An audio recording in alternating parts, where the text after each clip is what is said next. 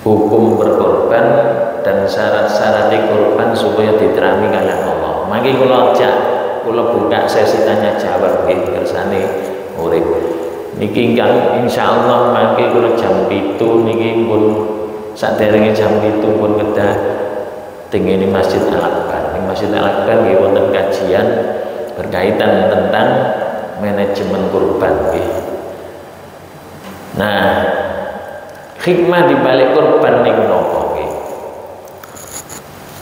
Dawuhipun nggih para ulama, kurban niku salah setunggale kula kali panjenengan ngungkapno rasa syukur dumateng Allah.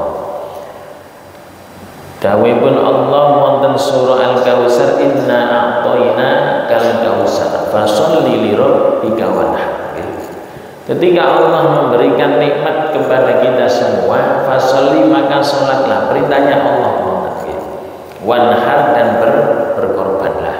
Dadi kula jenengan niki syukur niku mboten cukup hanya diwujudkan dengan melaksanakan ibadah sholat, tapi juga berkorban di saat Idul Adha. Tiang niku nek syukur dawuhipun Gusti Allah, wa itta'adzana rabbukum la in syakartum la azidannakum wa la in kafartum inna 'adzabi lasyadid. Ketika engkau bersyukur maka akan aku tambahkan nikmat kepadamu. Ketika engkau kufur ingatlah azabku sangatlah pedih. Dadi nek kula jenengan syukur dumateng Allah niku berarti balik tinggen kula jenengan sedaya. Wong nek akeh syukure akeh tambani nikmati. Gak tahu syukur azabe Gusti Allah pedih. Berarti syukur niku hukume napa wajib napa sunah? Wajib nggih. Nek wonten perintah mantun niku diiringi dengan adab niku berarti hukume wajib nggih. Sarana mendekatkan diri kepada Allah.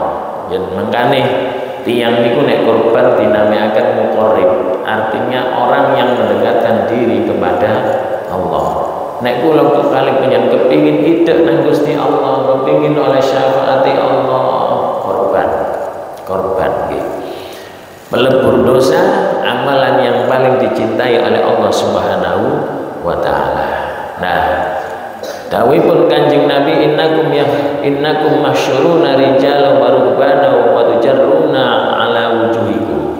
Benjing kula jenengan sedaya niku akan dikumpulkan pada hari kiamat, ada yang berjalan, ada yang berkendara, dan akan ada yang diseret di atas wajah kalian. Dadi kula jenengan kudu duwe kendaraan benjing teng akhirat. Ya apa carane? Ya mulai sakniki niki dicicil nggih. Mbok iso tuku sepeda motor, iso tuku mobil, mosok gak iso tuku kendaraan gawe nang ngene akhirat. Eman nggih. Pun niki salah setunggal contoh.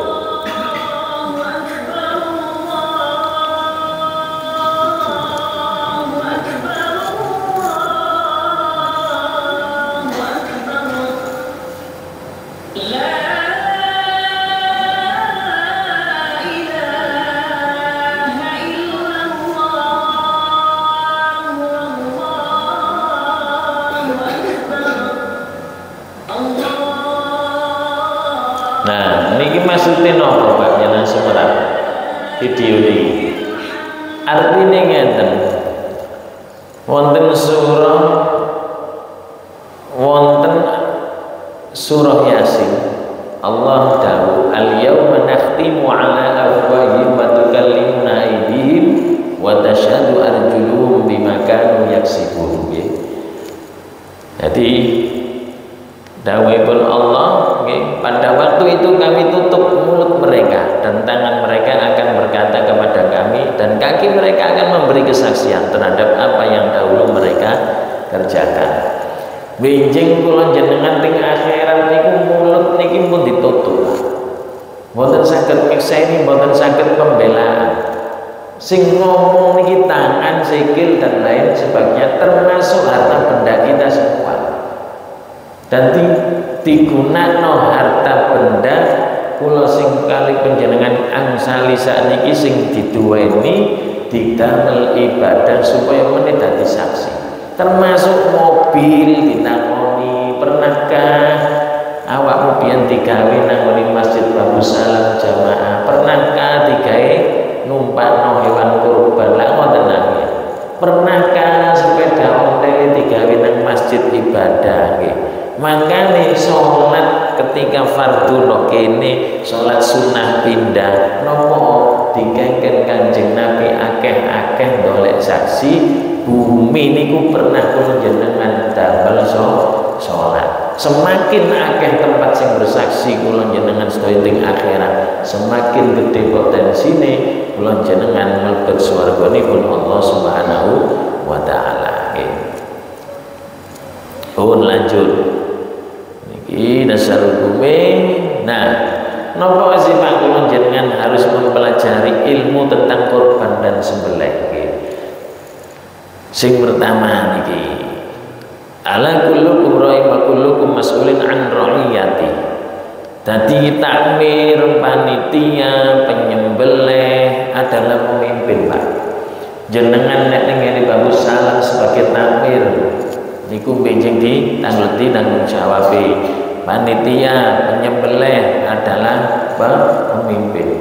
Dadi sing milih niku panitia sinten, sing milih penyembelih sinten benjing ditangleti kalian Allah Subhanahu wa taala. Harus sesuai dengan syariat.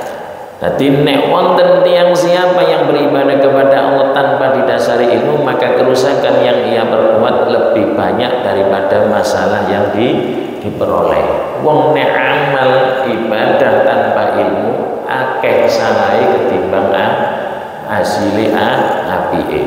Wa qatimna ila ma 'amilu min 'amalin wa ja'alnahu haba'an mansura. Dawe Gusti Allah. Benjing niku wonten beberapa amal yang dikerjakno menungso, tapi kali Gusti Allah didadekno kados debu sing berterbangan. Artinya amal-amal kula jenengan sing tanpa ilmu diboten diterani kalian Allah Subhanahu wa taala didadekno debu sing berterbangan. Nauzubillah min dzalik. Eman nggih. Sholat, sholat jero sujud ruku tapi mboten diterima sebab mboten sesuai syariat. Korban tuku larang-larang ternyata mboten diterima mergo napa penyembelihan mboten sesuai syariat. Nah niki kedah kula kali panjenengan sempurnaaken kelawan syariat Islam. Lanjuti.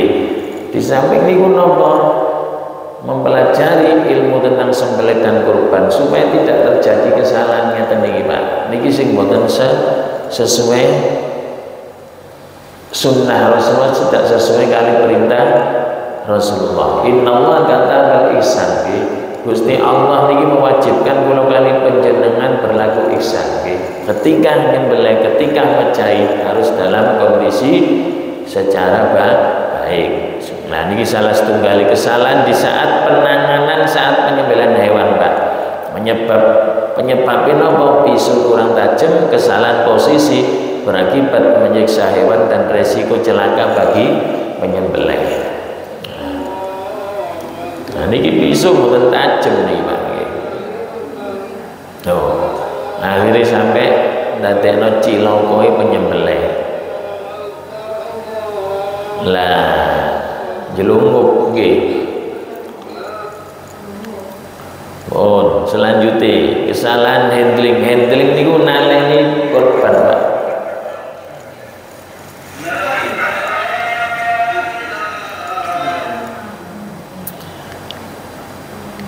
Nah niki pisau tumpul berakibat menyiksa hewan. Ini termasuk tidak ihsan Pak. Napa sing terjadi nek hewan kesakitan? Nah niki tandane sampai melet ngeten niki, menjulurkan lidah. Niki tanda-tanda hewan merasakan kesakitan. Nah niki nggih.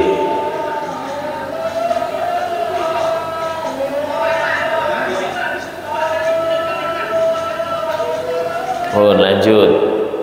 tidak sempurna dalam memotong urat leher hewan.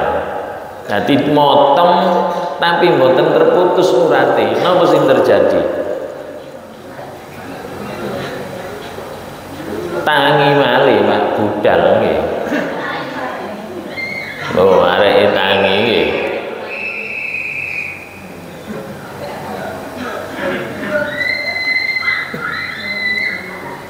Nah niki kok sampai terjadi kematian terhadap hewan tersebut nggih.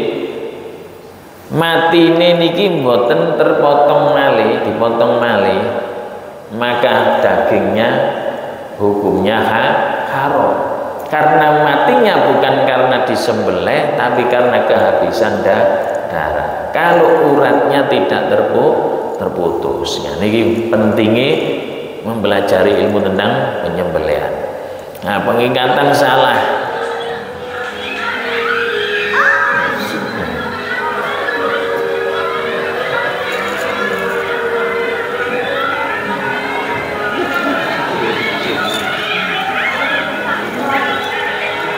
Nah, niki leher niki sampun terputus, Pak. Sampun terputus, jatuh dengan ini sungai. Sedangkan sungai itu tempat bakteri. Sampai melebet dengan ini bekas sembelihan, maka dagingnya hewan niki terkontaminasi dengan bakteri. Maka ini pentingnya niku. Pun kula lewati niki kurang hati-hati ketika mengikat hewan. At-ta'anni minallah wal ujlatu minasyaiton. Hati-hati, perlahan-lahan niku ndugi Allah. Wong nek kesusuan niku sejatine ndugi setan.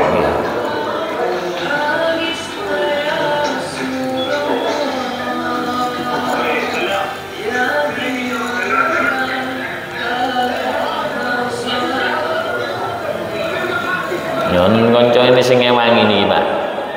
Iya, disabluk pisan nggih. Nah, pun definisi penyembelihan niku napa sih nggih? Proses mengakhiri hidup hewan dengan jalan memotong saluran, Pak. Saluran apa? Makan, minum, saluran nafas, saluran darah pada hewan secara ihsan. Secara ihsan sing paling penting nggih. Secara ihsan berdasarkan apa? Surah Al-Maidah. Lah klasifikasi makanan niku sing haram niku napa mawon, Pak? Disebutkan wonten surah Al-Maidah, Pak. Sing pertama bangkai haram, Pak, nggih. Bangkai haram. Nah niki napa, Pak? Nek wong Jawa ngarani dideh, nggih. Niki daging kok daging. Darah hewan yang dikumpulkan terus dibekuno, digodhog, mantun digodhog terus digoreng, dikei lombok, nggih. Enak, niku haram niku bahaya, nggih. Dadi haram niku. Terus daging babi menyembelih tanpa membaca basmalah, nggih. Termasuk korban niku nggih wonten dungoe wonten bismillah nggih. Menyembelih untuk berhala nggih haram. Lajeng wonten hewan tercekik dipukul, jatuh, ditanduk dan diterkam. 5 ini termasuk hewan yang haram dikonsumsi kecuali yang sempat disembelih. Kok wonten pitik ketabrak sepeda motor sing kejet-kejet disembelih halal nggih. Wis mati dikomuli disembelih tetep haram nggih. Tetep haram. Eman yuk oleh ngkecili aku. Nanti mati disembelih niku hukume haram. Pun niki surah Al-Maidah ayat 3. Dasar hukumnya. Saat ini ketentuan penyembelihan, Pak. Nopo sih yang harus dipenuhi? Sing pertama tentunya sing wonten nyembelih.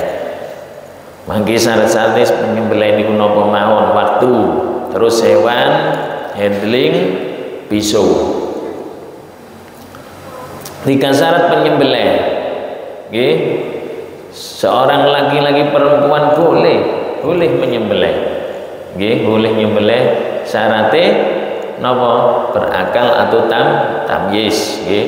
Tidak sah penyembelihan yang dilakukan oleh orang gila dan anak kecil yang belum tamyiz. Begitu pula orang yang mabuk sembelihannya juga tidak sah. Yang ketiga ahlul kitab nggih, Yahudi Nasrani juga boleh. Nah, saat ini urat leher hewan yang harus diputus, Pak nggih. Jenengan kali kula kedah semerap nggih. Meskipun jenengan kali kula mboten nate nyembelih niku kedah semerap, paling tidak menjadi pengingat orang yang menyembelih ketika tidak sempurna dalam menyembelih. Napa mawon? Urat leher hewan ada 4 jenis, Pak. Sing pertama esofagus. Esofagus itu saluran makanan niki, Pak. Nah, merah niki. Saluran makanan niku kecil, Pak. Terus yang kedua saluran pernafasan, kados selangi mesin cuci nih Kak, putih. Nah niki saluran pernafasan. Arteri karotis, vena jugularis, niki pembuluh darah, warnai biru kali merah niki. Nah niki nek kedua ini terpotong, darah niki mengucur, niku cepet pecah, Pak.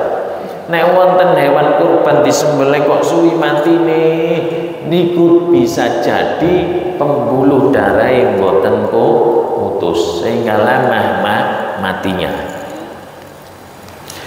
Ijtihad 4 mazhab nggih, batasan minimal urat leher. Nah niki para ulama berbeda pendapat, Pak nggih, mengenai batasan minimal pada urat leher yang harus terpotong saat melakukan proses penyembelihan. Imam mazhab Hanafi cukup dengan memotong 3 urat saluran dari 4 saluran tersebut. 4 mau cukup dipotong 3, menurut Imam Hanafi sudah sah sembelihannya, dihukumi halal.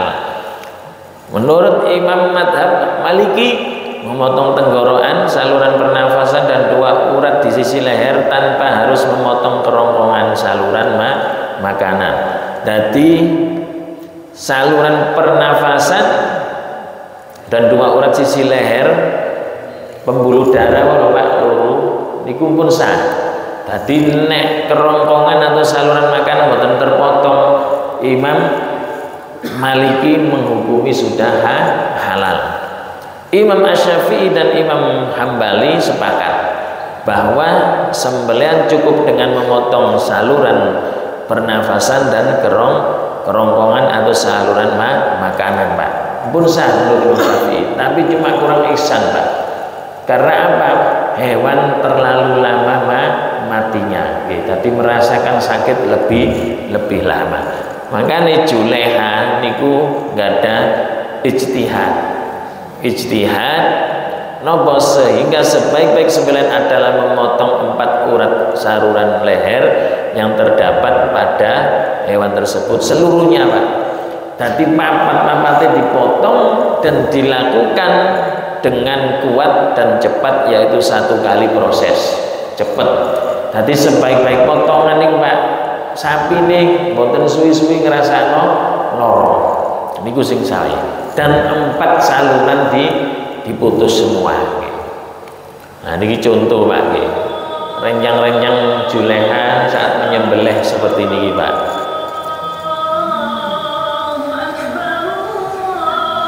Sekali nggih. Sekali putus.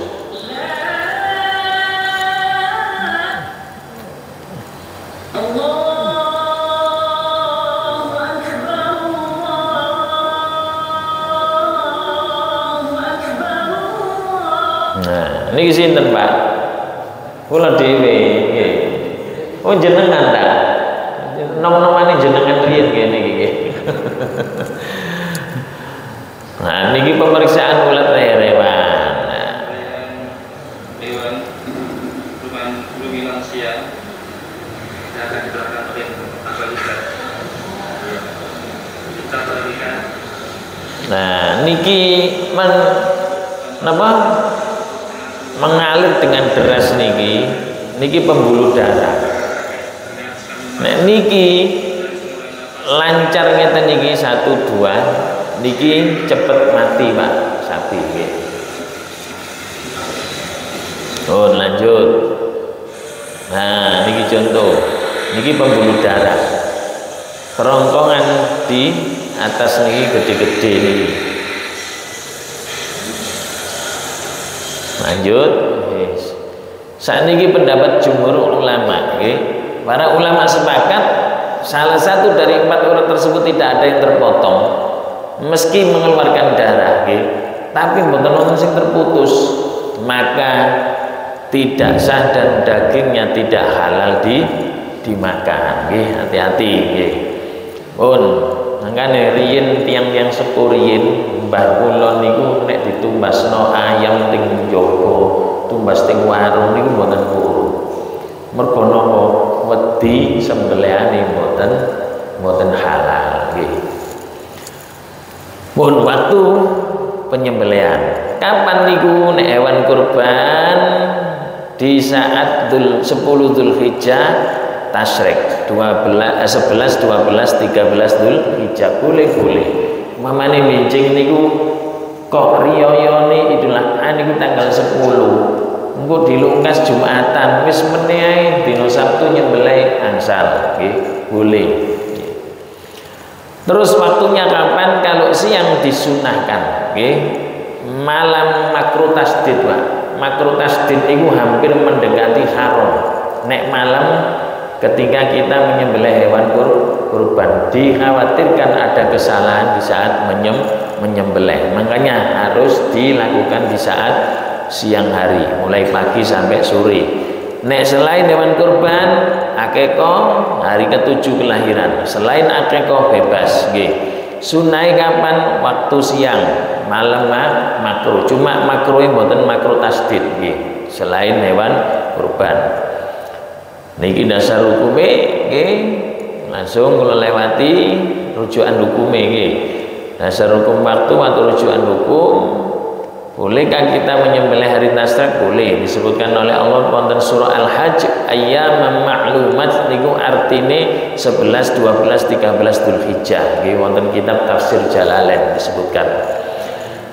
Hukum sembelih di malam hari. Nah, Rasulullah Shallallahu Alaihi Wasallam memotong malam hari, memanen malam hari dan menyembelih malam hari. Hal itu terjadi karena payahnya keadaan manusia sehingga Nabi melarangnya, kemudian memberikan keringanan. Nah, namun jika pendapatnya Imam Syafi'i, pengikuti Imam Syafi'i, namun jika yang disembelih adalah hewan kurban, maka hukumnya sangat makruh. Pendapat Syafi'iyah ini juga didukung oleh beberapa pendapat ulama lain seperti Abu Hanifah, Ishaq dan lain sebagainya. Berbeda halnya dengan Imam Malik yang tidak memperbolehkan, tidak sah untuk menyembelih hewan kurban di malam hari. Karena apa? Dikhawatirkan ada kesalahan. Pun ketentuan hewan kurban. Kata semerat, jenis yang boleh dikorbankan, jenisnya apa saja, umurnya berapa, terus kondisinya bagaimana. Nah, saat ini jenis hewan kurban Pak, napa mawon? Unta. Jenis wonten sing unta 2 punuk, wonten sing berpunuk 1. Sapi wonten jenis al-i'rab, wonten jenis kerbau. Lajeng kambing, ada domba, ada biri. Niki rujukan hukume. Umur Pak, berapa? Kalau unta yang boleh dikorbankan memasuki tahun ke-6. Sedangkan sapi berusia 2 tahun komariah atau memasuki tahun ke-3. Ini yang sudah boleh dikorbankan. Di bawah ini belum boleh. Terus kambing domba harus genap berusia 1 tahun, memasuki tahun ke-2 atau sudah lepas giginya. Wong Jawa ngarani powel Pak. Kambing kacang Jawa harus genap berusia 2 tahun, memasuki tahun ke-3. Lah saat ini jenengan nengeri sapi kambing sampun umur 2 tahun sampun umur 3 tahun niku yo napa carane? Napa tanglet teng ngene sing dodolan sapi Pak niki ana akte kelahirane ta ana KTP-ne. Mboten saged nggih. Nah ningali ndugi posisi atau kondisi gigi. Ciri khusus hewan, pergantian gigi hewan. Oke. Contohnya niki Pak, gambar prediksi umur berdasarkan gigi seri permanen. Niki sing umur kurang 1 tahun Pak, ngeten niki. Kurang 1 tahun. Jadi dereng poel. Nah niki sing 1 sampai 2 tahun. Gede-gede niki Pak. Nah niki sampun poel artinya 1 pasang. Perbedaannya niki.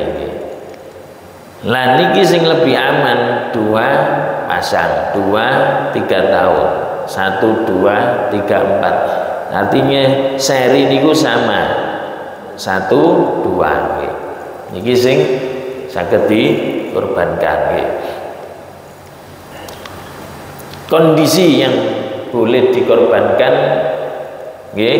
sing pertama cukup umur, yang kedua tidak sakit, mata tidak buta sebelah atau total, lidah tidak terputus, telinga tidak terpotong lebih dari sepertiga, kaki tidak pincang atau cacat, ekor tidak terpotong lebih dari sepertiga, tidak kurus kering atau tulang tidak bersusu. Niki rujukan hukume. Cacat yang mengurangi daging bisa dipahami dari perkataan Imam Nawawi di dalam kitab Minhajut Thalibin. Cacat yang menyebabkan tidak sah adalah yang berdampak pada berkurangnya daging. Niku mboten sawah.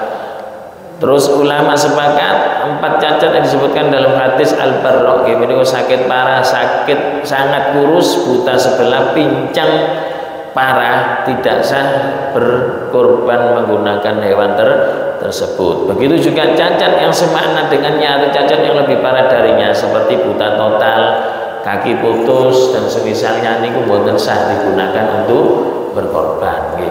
Hati-hati milih hewan kurban agar ibadah kurban kita diterima oleh Allah Subhanahu wa taala. Dasar hukume nek wonten hewan kurban tanpa telinga sejak lahir, bolehkah dikorbankan? Tidak boleh digunakan untuk kurban menurut Imam Malik dan Imam Syafi'i. Tanduk patah bolehkah untuk kurban? Tanduk itu tidak mengurangi daging Pak, jadi boleh dikorbankan. Nek wonten sapi, wonten kambing tanduke patah boleh dikorbankan. Daun telinga sobek boleh dikorbankan. Kadang sapi ditembak untuk tengeran niku tanda boleh. Pun cacat ringan tidak menghalangi keabsahan kurban. Terus ketentuan saat menyembelih Pak, alat kudu wonten, peralatan handling adab, membaca tasmiyah, doa dan takbir. Penyembelihan tidak boleh dilakukan di depan hewan lainnya Pak, sebab hewan niku nggih ada perasaan. Nek ana koncoe disembelih dhek ndelok niku nggih sampun keweden, akhire stres. Niku mboten angsal Pak. Perintah Rasulullah mboten angsal. Ya napa carane? Ditutupi terpal utawa dipisah supaya mboten ketok koncone sing disembelih. Tidak boleh mengasah pisau di depan hewan yang hendak disembelih. Menghadapkan hewan ke arah kiblat. Kenapa? Niki wonten rahasia Pak. Napa Rasulullah memerintahkan kita menyembelih menghadap kiblat hewannya? Karena lambungnya hewan niki yang menyimpan kotoran niku di sebelah kiri. Di sebelah kiri. Ketika tidak menghadap kiblat, maka dia akan jatuh langsung keluar. Kalau sudah keluar di tempat penyembelihannya, maka dagingnya akan terkontaminasi dengan kotoran hewan tersebut. Makanya disunahno ngadep kiblat supaya ketika leher sudah disembelih itu kotorannya tidak keluar. Pun meletakkan kaki di sisi leher hewan, membaringkan hewan yang hendak disembelih. Niki dasar hukume, rujukan hukume, merokokkan, membaringkan hewan. Pisau dalam kondisi tajam niki juga perintah Rasulullah. Innallaha katabal ihsana ala kulli syai'in. Gusti Allah niki memerintahkan kita berbuat ihsan, berbuat baik. Ketika kita menyembelih, hendaklah sembelihlah dengan cara yang baik. Nah, doanya Pak, pun sampai supe. Doa ketika menyembelih hewan kurban. Nggih. Allahumma hadzi minka wa ilaika fataqabbal minni ya karim bismillah Allahu akbar. Nek mewakili pengkorban banyak Allahumma hadzi minka wa ilaika fataqabbal minni wa min disebutno jenenge nek sapi setunggal urunan wong 7 nggih disebutno kabeh wong 7. Nah niki urut-urutane Pak sing biasane kula waca ketika menyembelih nggih. Napa mawon bismillah dhisik baca sholawat Allahu akbar Allahu akbar Allahu akbar walillahil hamd. Doa Allahumma hadzi minka wa ilaika wa taqabbal minni ya karim bismillah Allahu akbar. Karena rangkaiannya doa ketika menyembelih hewan kurban agak panjang, maka kita berdoa dulu sebelum nopo merebahkan hewan kurban. Sangat artinya nopo cek boten suwi-suwi kurbane niki oleh di keblakno nggih. Pun doa sesudah menyembelih. Tadi mari nyembelih niku disunahno donga wae. Gak langsung ngali nggih. Gak langsung ngali. Napa dongae Allah inni wajjahtu wajhiya lilladzi fataras samawati wal arda hanifan wa ma ana minal musyrikin sampai akhir nggih. Ditambah niki Rabbana taqabbal minna innaka antas samiul alim boleh. Malah saya nggih. Pun adab menghadapkan kiblat niki rujukan hukume hadis Rasul dadi niku sedaya wonten rujukan hukum saking Rasulullah nggih. Pun sakniki larangan dalam berkorban Pak. Apa saja tidak boleh menjual. Panitia tidak boleh menjual kulit, kepala, kaki atau bagian lainnya dari hewan kurban kecuali setelah diterima oleh mustahik. Kalau mustahik itu fakir miskin menerima mau dijual monggo. Tapi nek panitia sing dodol kulite dilarang Pak nggih. Terus memberi upah untuk penyembelih atau tim panitia. Tim panitia niku termasuk jagal. Sebab ngewangi nyeceli, ngewangi nguliti nggih niku termasuk bagian jagal. Mboten oleh ngekei upah baik dari upah dugi bagian korban kepada tim panitia. Kalau memang diberi daging maka niatkanlah sebagai mustahik. Apa mustahik? Bisa jadi panitia itu statusnya fakir, statusnya miskin, statusnya orang agnia ya dan lain sebagainya. Selanjutnya niki Nabi memerintahkan untuk mengurusi unta-unta hadiah. Beliau memerintah untuk membagi semua daging kurbannya, kulit jilanya terus ditaruh unta biasanya untuk orang-orang miskin, dan beliau tidak memperbolehkan memberikan bagian apapun dari kurban itu kepada tukang jagal sebagai upah. Ini dasar rujukan hadis ini. Lah saat ini pembagian daging kurban untuk siapa saja? Yang pertama dimakan sebagiannya. Jadi wong sing kurban itu sunnah Pak. Sunnah memakan dari kurbannya tidak lebih dari sepertiga. Di bawah sepertiga lebih baik. Aku gak njaluk mboten napa-napa. Sing njaluk oleh ganjaran sunnah. Dadi nek wonten tiyang kurban mengambil sebagian daging kurbannya niku oleh ganjaran loro. Ganjaran sing pertama kurban, ganjaran kedua ganjaran sunnah. Tapi tidak boleh lebih dari sepertiga. Yang kedua disedekahkan kepada orang-orang fakir. Yang ketiga disedekahkan atau dihadiahkan kepada orang-orang kaya untuk melembutkan hati mereka dan menunjukkan rasa cinta. Dadi wong sugih niku nggih oleh dikai daging kurban. Sampeyan patosi wong sugih sing gak gelem kurban niku sampeyan paringi, Pak. Sampeyan paringi. Insyaallah tahun ngarep kurban. Kok tahun ngarep gak kurban, sampeyan kurbanno dhewe nggih. Lah wong sugih gak gelem kurban nggih. Pun niku ndugi mriki. Sampai mriki ada pertanyaan? Barangkali wonten pertanyaan, monggo. Pak, mengenai Nggih. Nah, panitia diberikan daging misalkan nominalnya apalah, itu apakah merupakan satu upah? Itu yang kurban Pak nggih. Jadi biasanya kan patungannya itu mriki pinten Pak? Pinten? 3,5 nggih. Jumlah total pinten 3,5 kali 7. Baginya boleh. Karena itu masih berupa uang. Kalau yang tidak boleh itu yang mana? Kita beri upah dari bagian hewan kurban Pak. Itu yang tidak boleh. Banyak sekali orang-orang yang di masjid-masjid itu tukang sembelihnya dikasih hadiah, diberi upah kulit. Niku sing mboten asah. Karena bagian dari hewan kurban itu semuanya sudah haknya mustahik. Kalau belum berbentuk hewan kurban seperti masih uang boleh. Seperti ini Bu. Nanti prakteknya kalau kita memang menjadi panitia, jangan dibelikan semua untuk sapi, harus ada biaya operasional.